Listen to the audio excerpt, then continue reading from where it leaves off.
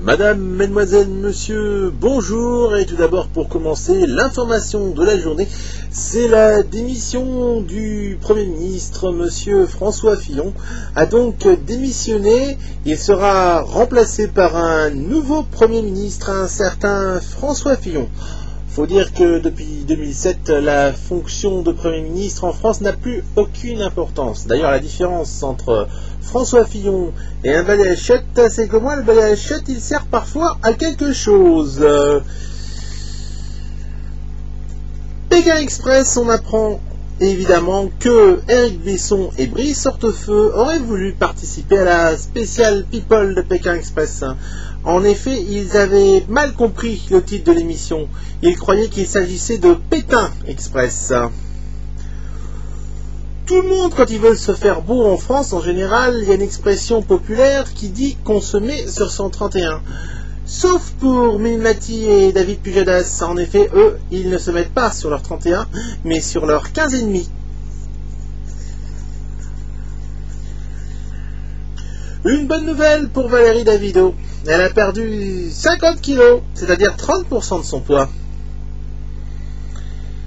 Stevie Boulet met 10 kilos de sucre dans son congélateur. En effet, il veut faire du sucre glace.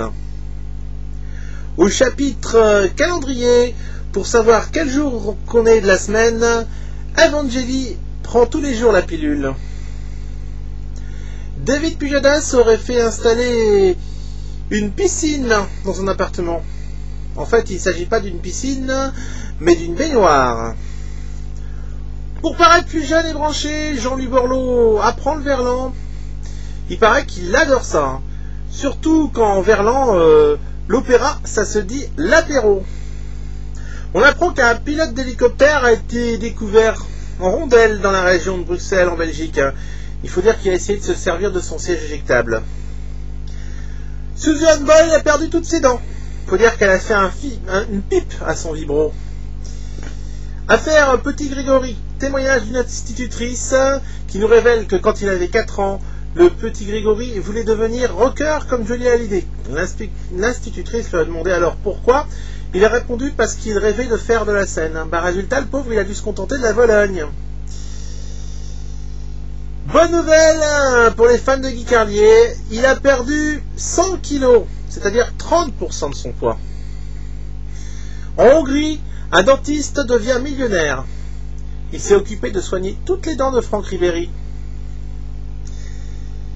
Une photo de David Pujadas apparaît dans la presse. En effet, celui-ci est pris en photo au milieu de basketteurs. Finalement, après réflexion faite, il ne s'agit pas de basketteurs, mais d'élèves de 6e.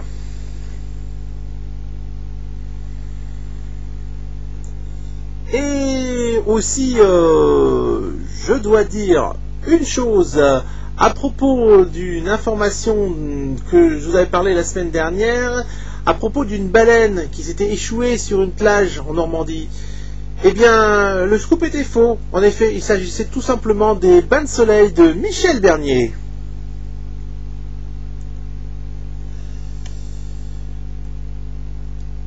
Et enfin, pour terminer, je reviens sur une information que je vous annonçais à l'instant, à propos de Guy Carlier, qui a perdu 100 kilos.